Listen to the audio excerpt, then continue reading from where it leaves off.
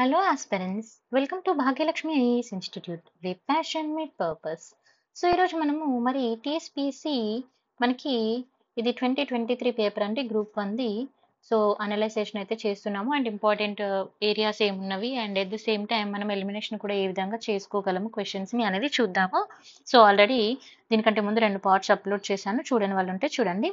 So చూడండి, మరి ఇక్కడ క్వశ్చన్ వచ్చేసి ఇంటిగ్రేటెడ్ చిప్ ఏమంటున్నారు? Question integrated chip is produced on a piece of a semiconductor crystal by the process. అంటే ఏ process ద్వారా ఈ సెమీకండక్టర్ పీస్ ఏదైతే పీస్ ఆఫ్ సెమీకండక్టర్ ఉంటుంది కదా, ఏ ప్రాసెస్ ద్వారా దీన్ని ఇంటిగ్రేటెడ్ చిప్ ని దీని మీద ప్రొడ్యూస్ చేస్తారు అని అంటున్నారు. ఓకేనా? సో ఒకవేళ మీ క్వశ్చన్ అర్థమైందంటే ఓకే, అర్థం కాకపోయి ఉంటే just read in Telugu also. Semiconductor crystal పై ఇంటిగ్రేటెడ్ చిప్ ని ఉత్పత్తి చేసే పద్ధతి. క్లియర్ కదా? సో మరి ఇక్కడ చూసుకోవాలి, ఎప్పుడైనా కూడా మనకు తెలుగు లాంగ్వేజ్ ఉంది కాబట్టి అర్థం కాకపోతే చదువుకోండి, తప్పేం లేదు. ఓకేనా? సో మరి ఇక్కడ ఈ ప్రాసెస్ ఏంటి అనేది మనం చూద్దాం. సెమీ కండక్టర్ అన్నారు. సో మరి సెమీ కండక్టర్లో ఫస్ట్ మనకు ఆన్సర్ తెలిస్తే డైరెక్ట్ ఫోటోలిథోగ్రఫీ అని పెట్టేసుకోవచ్చు. ఈవెన్ మీకు ఆన్సర్ తెలియనప్పుడు కొంచెం ఆలోచించండి. ఇక్కడ ఆల్రెడీ మనకి ఇక్కడే ఏమన్నారు, ఇంటిగ్రేటెడ్ చిప్ అన్నారు అండ్ సెమీ కండక్టర్ క్రిస్టల్ అన్నారు. సో ఎంబెడింగ్, టోపోగ్రఫీ ఇవి మరి దేనిలో వస్తాయి, అండ్ క్రిప్టోగ్రఫీ. సో క్రిప్టోగ్రఫీ అయితే మనకు తెలుసు ఇది రాంగ్ ఆన్సర్ అని. సో మరి టోపోగ్రఫీ కూడా మనకు ఐడియా ఉంటుంది, చాలా మంది టోపోగ్రఫీ చదువుతారు కదా. ఈ రెండిట్లలో చాలా మందికి కన్ఫ్యూజన్ ఉంటుంది. ఇక్కడ కొంచెం మనం ఆలోచించి ఆన్సర్ చేసుకోవాల్సి ఉంటుంది. ఇది physics and chemistry point of వ్యూలో వస్తుంది మీకు. ఓకేనా? సో జనరల్గా మీకు సెమీ కండక్టర్స్ అంటే ఎక్కడ ఉంటుందో ఐడియా ఉంది కదా. సో ఫిజిక్స్ పాయింట్ ఆఫ్ వ్యూలో మనం చూసుకోవాలి. తర్వాత ఇక్కడ జాగ్రత్తగా చూడండి, బయాలజీ, ఫిజిక్స్, కెమిస్ట్రీ నుంచి క్వశ్చన్స్ చాలా ఎక్కువగానే ఉన్నాయి, మంచిగా చదువుకోండి. తర్వాత డయోబ్యాక్ డిజీజ్ అనేది డిజీజ్ ఇన్ నీమ్ ట్రీ. ఇది ఎక్కడ వస్తుందంట? నీమ్ ట్రీలో. ఓకేనా? ఈజ్ కాజ్డ్ బై, మరి ఏ విధంగా వస్తుంది అంటున్నారు. ఇక్కడ తెలుగు మీడియం వాళ్ళు కూడా ఇక్కడ చూసుకోవచ్చు. వేప చెట్టులో డైబ్యాక్ అనే వ్యాధికి కారణం ఏంటి అని అంటున్నారు. ఓకేనా? So dieback disease is in neem ట్రీలో వస్తుంది. ఇట్ ఈస్ కాజ్డ్ బై, మరి దేని వల్ల వస్తుంది అని అంటే మనం ఇక్కడ కొంచెం జాగ్రత్తగా చూసుకొని ఆన్సర్ చేసుకోవచ్చు. జనరల్గా మనకి వైరస్ అనేది మనం హ్యూమన్లో ఎక్కువ చూస్తూ ఉంటాం కదా. సో ఐరన్ డెఫిసిటీ అనేది కూడా మనము హ్యూమన్లోనే ఎక్కువ చూస్తుంటాము, లైక్ అనిమల్స్లో అట్లాంటి వాటిలో, human and animals. And algae అయితే మనకి ఎన్వైరన్మెంటల్ పాయింట్ ఆఫ్ వ్యూలో తెలుసు. సో ఆల్గే అండ్ ఫంగి ఈ రెండు మనం జాగ్రత్తగా చూసుకోవాలి. జనరల్గా అయితే ఫంగి వల్ల రావడం జరుగుతుందండి. సో ఇలాంటి కొంచెం ఆన్సర్ చేసేటప్పుడు జాగ్రత్తగా ఆన్సర్ చేసుకోవాలి. ఓకేనా? The temperature in human body is controlled by, temperature human బాడీలో టెంపరేచర్ని ఏ విధంగా కంట్రోల్ చేస్తున్నారు అంటే, కంట్రోల్ బై వాట్ అని అంటున్నారు. ఏది కంట్రోల్ చేస్తుంది అంటున్నారు. మరి హ్యూమన్ బాడీలో టెంపరేచరు చూద్దాం. ఇక్కడ హైపోథాలమస్ అండ్ స్కిన్ అన్నారు, తర్వాత సెరోబెలం అన్నారు, తర్వాత మజిల్స్ అన్నారు. సో ఇక్కడ మనం స్కిన్ అనే దాన్ని ఈజీగా ఎలిమినేట్ చేయొచ్చు. తర్వాత మజిల్స్ అనేది కూడా మనం ఎలిమినేట్ చేసుకోవచ్చు. అండ్ సెరోబెలం అండ్ ఇక్కడ మనకి రిమైనింగ్ ఏమున్నాయి మనం చూసుకుందాం. ఇక్కడ హైపోథాలమస్ అని ఉంది. సో ఇక్కడ మనకి గుర్తుపెట్టుకోవాలి, అంటే కొంచెం మనకి ఏదైనా తెలియనప్పుడు కూడా కొంచెం ఆలోచించుకొని మనం ఆన్సర్ చేసుకోవడానికి ట్రై చేయండి. ఓకేనా? సో ఈ విధంగా మనం దీని ఆన్సర్ అయితే ఐడెంటిఫై చేసుకోవచ్చు. తర్వాత మీకు సబ్జెక్ట్ ఇచ్చాను, పక్కన చూసుకోండి. తర్వాత the chemical used in air bags ఏంటంటానా, ఎయిర్ బ్యాగ్స్ లో యూజ్ చేసే కెమికల్స్. మనకి వెహికల్స్ లో ఎయిర్ బ్యాగ్స్ పెడతారు, తెలుసు కదండి మీకు. ఆ బ్యాగ్స్ లో యూజ్ చేసే కెమికల్స్ గురించి అడుగుతున్నారు ఇక్కడ. The chemical used in air bag that released nitrogen, ఏం రిలీజ్ చేస్తుంది? Nitrogen to explore the balloons. Yes, అవునా కదా? So in case of accident అని అంటున్నారు. సో ఇక్కడ the chemical used in air bags of vehicles that release the nitrogen to explore air balloon in case of accident is what? Sodium azide. ఏది అని ఇక్కడ మనకు అడుగుతున్నారు క్వశ్చన్. ఇక్కడ Telugu medium వాళ్ళు కూడా చూసుకోవచ్చు. వాహనాల్లో ఎయిర్ బ్యాగుల్లో ఏ రసాయనము ప్రమాద సమయంలో నైట్రోజన్ను విడుదల చేసి బెలూన్ను విచ్చుకునేటట్లు చేస్తుంది అని అన్నారు. సో క్లియర్ కదా? ఏ కెమికల్, ఇక్కడ the chemical used in air bags, A type of chemical అని అడుగుతున్నారు. సో ఇలాంటివి కొంచెం మనం జాగ్రత్తగా చదువుకోవాలి, ఎందుకంటే ఇవి మనకి ఇక్కడ తెలిస్తేనే తప్ప మనం దీన్ని ఎలిమినేషన్ ప్రొసీజర్లోకి వెళ్ళలేము. అండ్ నేనైతే 2 ఎలిమినేట్ చేయగలుగుతాను, పొటాషియం 1, సిల్వర్, ఈ 2 ఎలిమినేట్ చేయగలుగుతాను. సో మీరు ఎవరన్నా ఏదైనా ఎలిమినేట్ చేయగలిగితే ఓకే, లేదు అంటే కష్టం అవుతుంది. అంటే చాలా మంది ఇక్కడ నైట్రోజన్ అని ఉంది కాబట్టి నైట్రైట్కి వెళ్ళిపోయే ఛాన్స్ ఉంటుంది. సో జాగ్రత్తగా చూసుకోవాలి. ఓకేనా? నెక్స్ట్ నెక్స్ట్ క్వశ్చన్ వచ్చేసి మనకి చూడండి ఇక్కడ నెక్స్ట్ క్వశ్చన్ ఏమంటున్నారు, Akash missile is developed and produced by ఎవరు డెవలప్ చేశారు, ప్రొడ్యూస్డ్ బై ఎవరు అని అంటున్నారు. సో ఆకాష్ మిసైల్ మనకి జనరల్గా ఇది న్యూస్లో ఉంది, science and technology point, and ఇది న్యూస్లో కూడా ఉంటుంది, మనకి చూసుకోవాలి. సైన్స్ అండ్ టెక్నాలజీలో మనం దీన్ని ఎక్కువ చదువుతూ ఉంటాం. సో మన చాలా అందరికీ తెలుసు డిఆర్డిఓ అండ్ బీడిఎల్. సో ఒకవేళ మీకు బీడిఎల్ గురించి తెలియదు అనుకోండి, డిఆర్డిఓ అయితే తెలుసు కదా. సో డిఆర్డిఓ మన ఇండియా నుంచి మనం చూసుకోవచ్చు. ఓకేనా. నెక్స్ట్, ఎందుకంటే ఇది ప్రాజెక్ట్ అనేది ఇండియాదా కాదా అనేది మీరు చూసుకుంటే ఆన్సర్ ఈజీగా చేయొచ్చు. Match the Nobel prize awards and their work for 2022. 2022లో వాళ్ళు చేసిన వర్క్కి వాళ్ళు వచ్చిన నోబెల్ ప్రైజ్ ఏంటని అడుగుతున్నారు. ఇంకా చూడండి, మ్యాచ్ చేయమన్నారు, అంటే ఇందులో ఏది మ్యాచ్ అవుతుందని అడుగుతున్నారు, ఏది మ్యాచ్ అవుతుంది. అండ్ ఇంకా చూస్ ద కరెక్ట్ పేర్ అన్నాడు. ఇక్కడ క్వశ్చన్లో ఏమి ఇచ్చారు, కరెక్ట్ పేర్స్ మాత్రమే చూస్ చేసుకోమన్నారు. కరెక్ట్ పేరు ఇది కరెక్ట్గా చదువుకోవాలి మనం. చాలా ఇక్కడ ఒకసారి రాంగ్ పేర్స్ కూడా అడుగుతారు, మన క్వశ్చన్లు అడిగారు, నేను నెక్స్ట్ చూపిస్తాను. సో ఇక్కడ ఓన్లీ కరెక్ట్ పేర్స్ మాత్రమే అడిగారు. సో ఒకవేళ మీకు ఫస్ట్దే ఉంది అలెస్ అని, సో అలెస్ వచ్చేసి నానో మెటీరియల్ అనేది మీకు రాంగ్ అని తెలుసు అనుకోండి, మీరు ఆన్సర్ అయితే ఈజీగా చేయొచ్చు. ఎందుకంటే ఏ ఉన్నాయని ఎలిమినేట్ చేసేసుకోవచ్చు. ఇక్కడ ఏ ఉంది ఎలిమినేట్ అయిపోతుంది, ఇక్కడ ఏ ఉంది ఎలిమినేట్ అయిపోద్ది. సో ఈ రెండు మాత్రమే మిగులుతాయి కదా. సో అప్పుడు అట్లా చూసుకోవాలి. తర్వాత స్వాన్ ప్యాబో అన్నారు, తర్వాత ఏలియన్ ఆస్పెక్ట్ అన్నారు. సో తర్వాత కార్లెన్, ఇలాంటి కొంచెం మనం జాగ్రత్తగా చదువుకోవాలండి, ఎందుకంటే ఇవంతా సింపుల్గా చేయలేము. బట్ కొంచెం మనం ఇక్కడ థింక్ చేస్తే, ఎందుకంటే ఇది మనకి ఫిజిక్స్ పాయింట్ ఆఫ్ వ్యూలో కూడా మనకు వస్తుంది. ఇప్పుడు ఫోటాన్స్, క్వాంటమ్ ఎనర్జీ ఇలాంటివి ఉంటాయి కదా. సో సైన్స్ అండ్ క్రిప్టోగ్రఫీ ఇలాంటివి మనం కొంచెం ఐడెంటిఫై చేసుకోవచ్చు అన్నట్టుగా. సో అలాంటివి మనం చూసుకొని ఆ పర్సన్ని ఐడెంటిఫై చేయాలి. ఇక్కడ ఫిజిక్స్ పాయింట్ ఆఫ్ వ్యూలో ఉన్నాయి, కెమిస్ట్రీ పాయింట్ ఆఫ్ వ్యూలో ఉంది. Click the chemistry and bio orthogonal chemistry అని ఎవరు బెర్చంటో. ఒక్క ఆన్సర్ తెలిసినా కూడా మీరు కొంచెం ఆన్సర్ చేసుకోవడానికి ఛాన్సెస్ ఉంటుంది. సో ఇక్కడ మనకి రైట్ ఆన్సర్ వచ్చేసి స్వాంటే పాబో వచ్చేసి ఇది తన జీనోము, తర్వాత అలైన్ వచ్చేసి ఫోటాన్ క్వాంటము, నెక్స్ట్ వచ్చేసి క్యారోల్ వచ్చేసి ఇక్కడ కెమిస్ట్రీ రిలేటెడ్గా అండి. ఓకేనా. సో కొంచెం ఈ జాగ్రత్తగా చూసుకోవాలి. ఇక్కడ ఫిజిక్స్ కెమిస్ట్రీ రిలేటెడ్గా మనకి టాపిక్స్ అయితే మనం మెన్షన్ చేసుకున్నారు. అండ్ మనకి ఫిజిక్స్లో మీ అందరికీ తెలుసు ఎవ్రీ ఇయర్ అవార్డ్స్ కూడా వస్తాయి, నోబెల్ ప్రైజ్ కూడా వస్తాయి అని. ఓకేనా. Next, the sequence of the geological composition ఏమంటున్నారు, ద సీక్వెన్స్లో అడుగుతున్నారు. Geological composition from the depth to the surface of the earth, అంటే భూమి అడుగు భాగం నుంచి సర్ఫేస్ ఆఫ్ ద ఎర్త్ వరకు ఉన్న జియాలజికల్ కాంపోజిషన్ని ఆర్డర్లో అడుగుతున్నారు. సో ఇది మనకి ఇండియన్ జాగ్రఫీ పాయింట్ ఆఫ్ వ్యూలో వస్తుంది. సో మీ అందరికీ ఈ డయాగ్రామ్ గుర్తుంటే నాకు తెలిసి ఆన్సర్ ఈజీగా చేయొచ్చు. ఇక్కడ వచ్చేసి ఏముంటుందండి, ఇన్నర్ కోరు, ఆ తర్వాత అవుటర్ కోర్ ఉంటుంది, ఆ తర్వాత మాంటల్ మీద ఏముంటుంది, క్రస్ట్. ఓకేనా. సో ఈ డయాగ్రామ్ చూసుకుంటే మీకు ఇలా ఉంటుంది డయాగ్రాము, ఇలా మీరు చూసుకోవచ్చు. ఓకేనా. సో ఇది జాగ్రఫీలో ఉండే డయాగ్రామ్. సో ఫస్ట్ అంటే చాలా మంది ఇక్కడ కన్ఫ్యూజ్ కూడా అవుతూ ఉంటారు. కొంతమంది క్రస్ట్తో స్టార్ట్ చేసి దీంతో అవుటర్ కోర్తో ఎండ్ చేయడము, ఇన్నర్ కోర్తో ఎండ్ చేయడము చూస్తుంటారు. సో ఫస్ట్ జాగ్రత్తగా చూసుకోవాలి సీక్వెన్స్ అనేది. ఓకేనా. సో ఇది వెరీ ఈజీగా చేయగలిగే ఆన్సరు. ఓకే. ఫస్ట్ లోపల ఇన్నర్ కోర్ మీద అవుటర్ కోర్ మీద మాంటెల్ మీద ఏముంటుందండి, క్రస్ట్ అంటే earth surface layer, earth layer. తర్వాత మ్యాచ్ ద ఫాలోయింగ్ అని అడిగారు క్వశ్చన్. సో ఇక్కడ ఇచ్చిన కింద మనకి డిజీజెస్ ఇచ్చారు, వాటిని మ్యాచ్ చేయమన్నారు. సో మరి చూద్దాం. ఫస్ట్ ఇక్కడ మలేరియా అండ్ ఎలిఫెంటానియా, మన టైఫాయిడ్ అండ్ టెటనస్ అని అన్నారు. అండ్ ఇక్కడ రైట్ సైడ్లో కూడా మనకి దానికి రిలేటెడ్గా ఇచ్చారు. మరి ప్లాస్మోడియం అండ్ ఫిలారియా, తర్వాత క్లోస్ట్రిడియం, విచేరియా, తర్వాత సాల్మోనెల్లా అని ఇలా మనకి ఆప్షన్స్ ఇచ్చారు. మరి ఇక్కడ క్వశ్చన్ మనం జాగ్రత్తగా చూడాలి. కరెక్ట్ ఆన్సర్స్ని అడుగుతున్నారు, చూస్ ద కరెక్ట్ ఆన్సర్ అన్నారు. సో ఫస్ట్ ఇక్కడ ఆప్షన్ చూసుకోండి, ఏ అన్నిటికీ 1 ఉంది, అంటే ఏ కోసం మనం ఆలోచించాల్సిన అవసరం లేదు, A is the right answer. So మనము ఇంకా ఎక్కువ థింక్ చేయాల్సింది ఏంటంటే ఓన్లీ 3.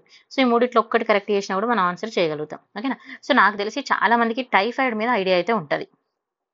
ఓకేనా.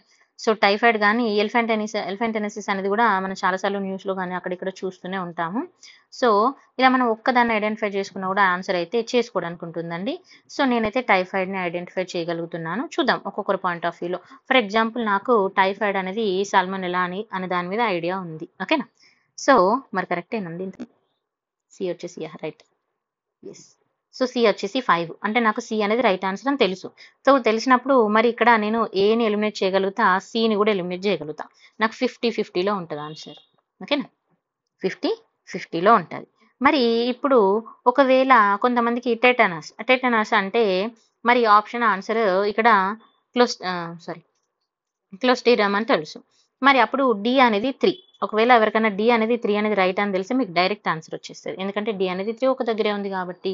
తర్వాత నెక్స్ట్ ఎలిఫెంటనసిస్ అనేది కొంతమందికి తెలుసు అనుకుందాం. ఫర్ ఎగ్జాంపుల్ ఇది ఇక్కడ మనకి విచేరియస్ అని కొంతమందికి తెలుసు. మరి ఇక్కడ ఏంటిది బి అనేది ఆప్షన్ 4. బి అనేది ఆప్షన్ 4 అన్నప్పుడు వాళ్ళు ఈ 2 స్టేట్మెంట్ల మధ్య ఉంటారు 50-50 దగ్గర. సో ఇప్పుడు డైరెక్ట్ ఆన్సర్ తెలిసిన వాళ్ళకు ఓకే, మరి 50-50 ఉన్న వాళ్ళ పరిస్థితి ఏంటనేది మనం జాగ్రత్తగా చూసుకోవాలి. సో నాకు తెలిసి C5 అని తెలుసు, మరి A1 అని తెలుసు. సో రిమైనింగ్ ఇంకా 2 ఉంది, ఒకటి B4 అండ్ డి అనేది 3 ఉంది. సో ఇక్కడ ఆప్షన్స్ మనకి 3 ఉన్నాయి కదా. సో ఆ 3 ఆప్షన్లో మనం ఎలిమినేట్ చేయగలగాలి. ఓకేనా, సో కొంచెం ఆలోచించి మనం ఆన్సర్ చేసుకోగలిగితే ఇక్కడ ఈజీగా ఆన్సర్. ఎందుకంటే ఈ ఎలిఫెంటసిస్ నుంచి కొంచెం న్యూస్లో మనం వింటూ ఉంటాం కదా, చూస్తుంటాం కదా. సో అదొక్కటి కొంచెం చూసుకొని ఆన్సర్ చేసుకోవాలండి. ఓకేనా, నెక్స్ట్ మ్యాచ్ ద ఫాలోయింగ్. మరి ఈ క్వశ్చన్ వచ్చేసి మనకి ఏ పాయింట్ ఆఫ్ వ్యూ అడుగుతున్నారంటే సైన్స్ బయాలజీ రిలేటెడ్గా ఇది క్వశ్చన్ అండి. చూసుకోండి, బయాలజీ మీద, ఫిజిక్స్ మీద, కెమిస్ట్రీ మీద చాలా క్వశ్చన్స్ ఉన్నాయి. Please don't neglect the topics. మీకు 9 క్వశ్చన్స్ అరౌండ్గా ఇక్కడే వచ్చాయండి. బయాలజీ అండ్ ఫిజిక్స్, కెమిస్ట్రీ మొత్తం కలిపితే 13 క్వశ్చన్స్ ఉన్నాయి మీకు. 2022లో ఉన్నాయి, 2023లో కూడా ఉన్నాయి. సో ఇవన్నీ కూడా మీకు బయాలజీ రిలేటెడ్గా అండ్ సైన్స్ రిలేటెడ్గా, ఫిజిక్స్ రిలేటెడ్, కెమిస్ట్రీ రిలేటెడ్గానే ఉన్నది, గుర్తుపెట్టుకోండి. And after that match the following అన్నారు. ఓకేనా, ఇక్కడ చూడండి క్యాల్సిఫెరోల్ ఏమంటున్నారు, ఇక్కడ కొన్ని ఇటు సైడ్ మనకు కొన్నిచ్చారు, ఇటు సైడ్ కొన్నిచ్చారు, అసలు ఏందో చూద్దాం. ఇది క్యాల్సిఫెరల్ అండ్ థైమైన్ అండ్ క్యాబెలమన్, తర్వాత ఆస్కోరోబిక్ యాసిడ్ ఇలా అడిగారు. తర్వాత బెరీ, తర్వాత రికెట్స్, తర్వాత ఇక్కడ మనకి స్కోర్వి అండ్ పెరినసస్ అనేమియా అండ్ గైత్రి అన్నారు. ఒకవేళ మీకు ఇక్కడ ఏమైనా అర్థం కాకపోతే తెలుగులో కూడా చూసుకోండి, ఇక్కడ మీకు తెలుగులో క్లియర్గా ఉంటుంది. మీరు టెన్షన్ పడాల్సిన అవసరం లేదు. ఓకేనా, సో తెలుగులో కూడా మీకు తెలుగు మీడియం వాళ్ళకి ఇక్కడ క్లియర్గా మెన్షన్ చేసి ఉంటుంది, చూసుకోవాలి. ఒకవేళ ఇంగ్లీష్ మీడియం అయినా కూడా మనకి ఎప్పుడైనా అర్థం కాలేదంటే తెలుగులో చూసేసుకోవాలి మనం. ఓకేనా, సో మరి ఇప్పుడు మనం ఇక్కడ ఒక్క ఆన్సర్నైనా రైట్గా ఐడెంటిఫై చేయగలగాలి. ఈవెన్ ఇన్ కేస్ మీకు ఆన్సర్ తెలుసు అనుకోండి, డైరెక్ట్ అటెంప్ట్ చేయండి. ఒకవేళ తెలియదు అప్పుడు ఏం చేయాలి ఫస్ట్ చూసుకుందాం. ఫస్ట్ ఏం చేయాలని నేను ఇంతకుముందు కూడా చెప్పాను, మళ్ళీ చెప్తున్నా. ఫస్ట్ అన్నిట్లలో సేమ్ ఉన్నది ఏదైనా ఉందో చూద్దాం. ఏకి సేమ్ ఉందా లేదు, బీకి ఉందా లేదు, సికి ఉందా లేదు, డీకి ఉందా లేదు. సో లేదు కాబట్టి ఒక్క ఆన్సర్ తెలిస్తే మనం ఆన్సర్ ఈజీగా ఐడెంటిఫై చేయొచ్చు. ఓకేనా, so come to the points. ఇక్కడ ఫర్ ఎగ్జాంపుల్ క్యాల్సిఫెరోల్ అనేది రిక్సెట్ అని నాకు తెలుసు అనుకుందాం. ఓకేనా, సో నాకు తెలుసు ఏ అనేది 2 అనే ఆన్సర్ తెలుసు. సో అప్పుడు నేను ఈ 2 ఎలిమినేట్ చేసేసుకున్నాను. ఈ రెండిట్లలోనే నాకు ఆన్సర్ ఉంది. సో నా ఐఎమ్ వర్కింగ్ ఆన్ మోర్, నేను కొంచెం ఎక్కువ దీని మీద మళ్ళీ వర్క్ చేస్తాను, చూద్దాం. తర్వాత ఇక్కడ థైమైన్ అనేది మరి నేను కొంచెం థింక్ చేసుకొని ఆలోచించుకొని, ఫర్ ఎగ్జాంపుల్ నాకు ఆన్సర్ ఏ అని థాట్ వచ్చింది, నేను ఏ అని చేయగలిగానంటే మీరు ఆన్సర్ అయితే ఈజీగా ఫైండ్ అవుట్ చేసేసుకోవచ్చు, గుర్తుపెట్టుకోండి. ఇక్కడ మనకి బీకి 2 ఆప్షన్సే ఉన్నాయి. ఒకవేళ మనం కన్ఫ్యూజ్ అయినా కూడా ఇక్కడ చూడండి, బీకి మనకి మిగిలిన ఎన్ని ఆప్షన్స్ 2, B1 అన్న కావాలి, B4 అన్న కావాలి. సో నాకు బి ఆన్సర్ అనేది 1 అన్న కావాలి, 4 అన్నారు. సో 4 అనేది అనేమియాకి రిలేటెడ్గా ఉంది. మరి సో అనేమియా అనేది దీనికి రిలేటెడ్ అవుతుందా కాదా అని కొంచెం ఆలోచించుకుంటే నాకు బి అనేది 2కి వెళ్ళిపోతుంది. అండ్ ఇక్కడ కెబలమన్ అని అన్నారు. సో ఇది తీసుకుంటే మరి ఇది అనేమియాకి రిలేటెడ్గా ఉంటుంది. సో ఇట్లా మనం చూసుకొని ఆన్సర్ని ఐడెంటిఫై చేసుకోవాలి. తర్వాత ఆక్రోబిక్ యాసిడ్ అని అన్నారు. మరి ఆక్రోబిక్ యాసిడ్ అనేది దేనికి రిలేటెడ్గా వస్తుంది, ఇది ఇక్కడ చూడండి, ఇది యాసిడ్ అని ఇక్కడ క్లియర్గా మెన్షన్ చేశారు.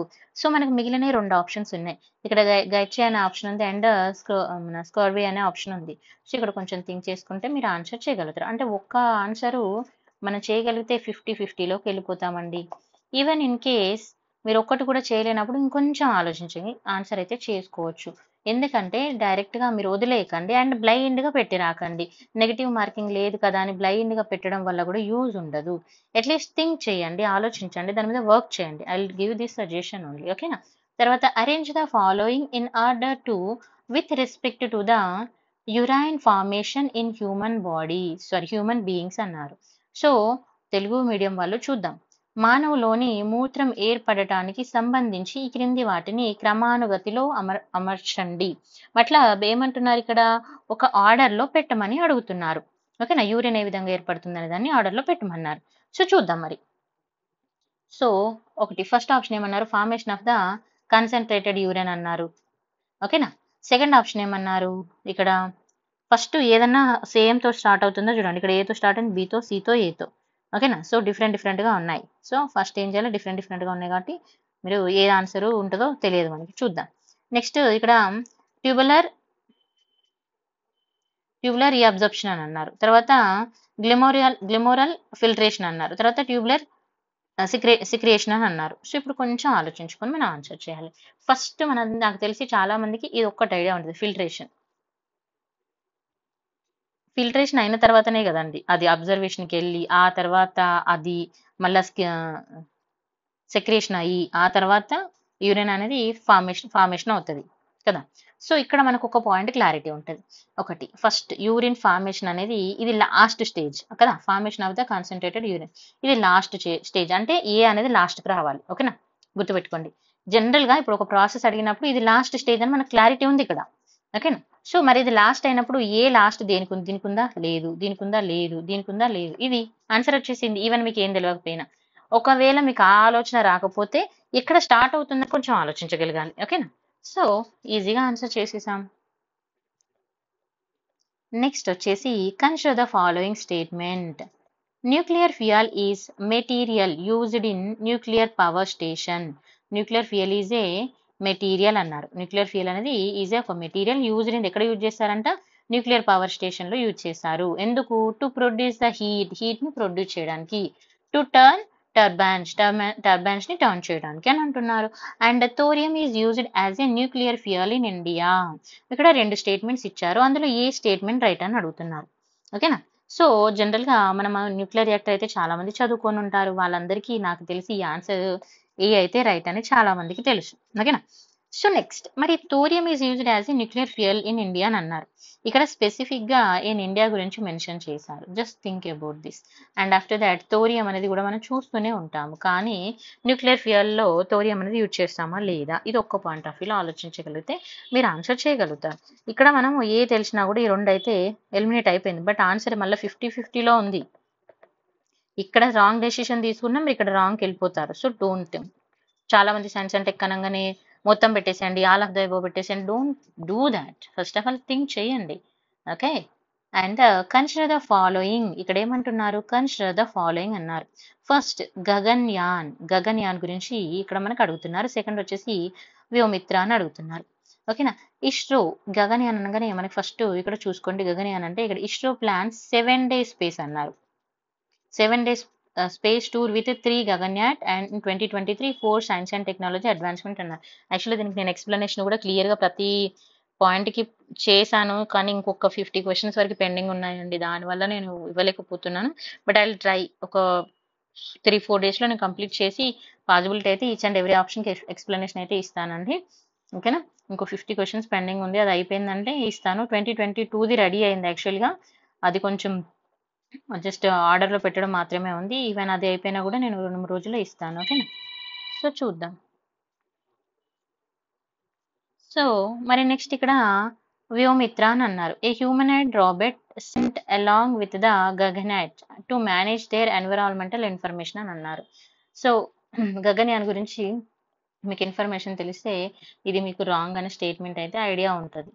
సో, ఏ అనేది రాంగ్ అని తెలిసినప్పుడు ఆన్సర్ అనేది బి చేసేసుకోవచ్చు.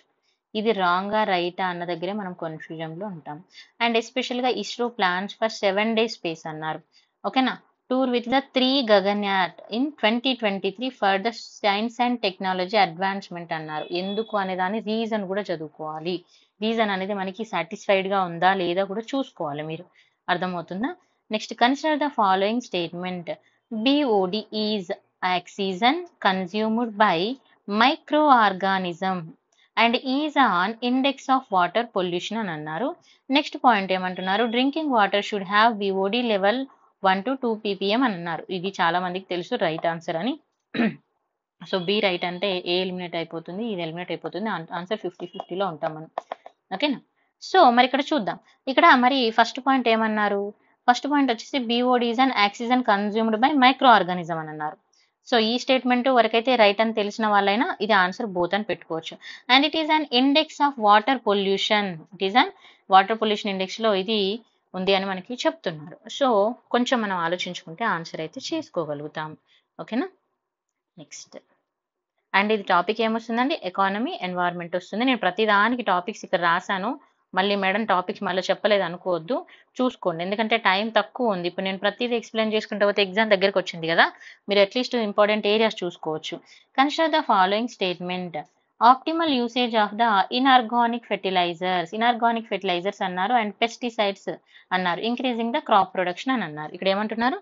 Optimal usage of inorganic fertilizers and pesticides increasing crop production ని ఇంక్రీజ్ చేస్తాయని అంటున్నారు. ఏది? ఇన్ఆర్గానిక్ ఫెర్టిలైజర్స్ అండ్ పెస్టిసైడ్స్ ఇవన్నీ క్రాప్ ప్రొడక్షన్ ఇంక్రీజ్ చేస్తాయన్నారు. Yes, right. ఒకవేళ మీకు ఇక్కడ అర్థం కాకపోతే ఇక్కడ చూసుకోండి.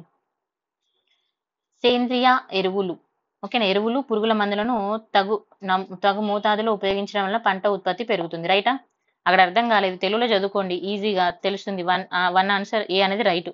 ఇక్కడ ఆబ్వియస్లీ ఇక్కడ మాకు ఆన్సర్ కూడా ఏలో అన్నిట్లో రైట్ ఇచ్చారు, మీరు దీనికోసం థింక్ చేయాల్సిన అవసరం కూడా లేదు. అండ్ సెకండ్ థింగ్, పురుగుల మందులు లక్ష్యం కాని జీవులకి విషపూరితము. అండ్ అధిక ఎరువులు రెసిడ్తో కూడిన నీరు సరస్సులకు చేరితే యూట్రోఫికేషన్ దారితీస్తుంది. అండ్ హానికర రసాయనాల బయోమాగ్నిఫికేషన్ మానవ ఆరోగ్యానికి హాని కలిగిస్తాయి అన్నారు.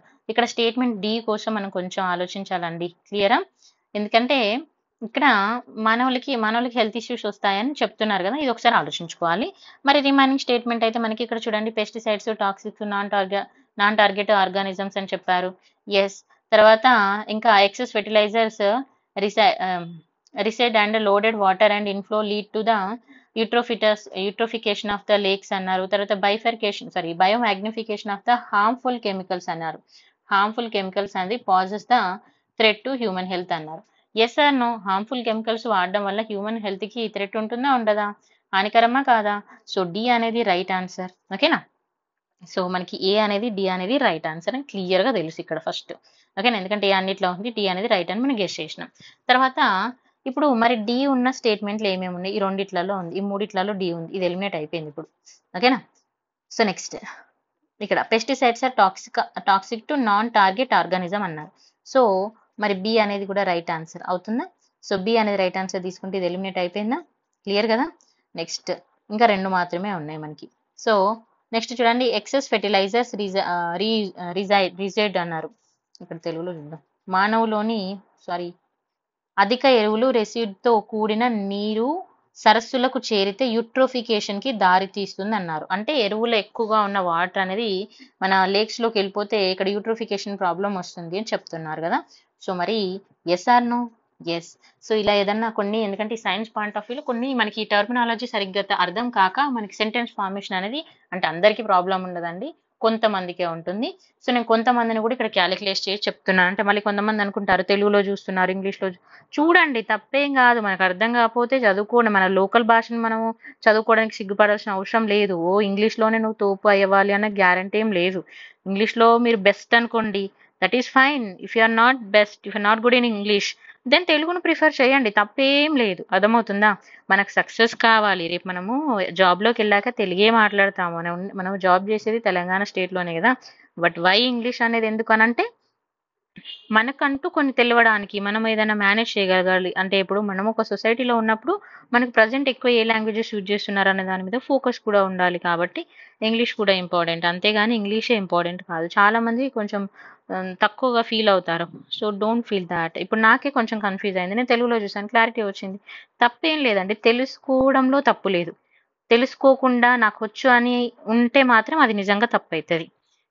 తెలియని దాన్ని మనం మనస్ఫూర్తిగా ఒప్పుకోవడంలో తప్పే ఉండదు, గుర్తుపెట్టుకోండి. మీరు ఒకరికి చెప్పాల్సిన అవసరం కూడా లేదు. ఇప్పుడు నేను కాబట్టి వీడియో కాబట్టి చెప్తున్నా. కొంతమంది అనుకుంటారు మేడం ఏంటి మళ్ళీ తెలుగులో కూడా అర్థం కాలేక అవును చూసుకున్నాను, తప్పేం కాదు కదా. నా క్లారిటీ లేదు, నేను తప్పు చెప్పాలనుకోవట్లేదు, చూసుకున్నాను. మీరు నాలాగా ఇంకొకరికి చెప్పాల్సిన అవసరం కూడా లేదు కదా, మీ ఎగ్జామ్ మీరే రాస్తారు కదా.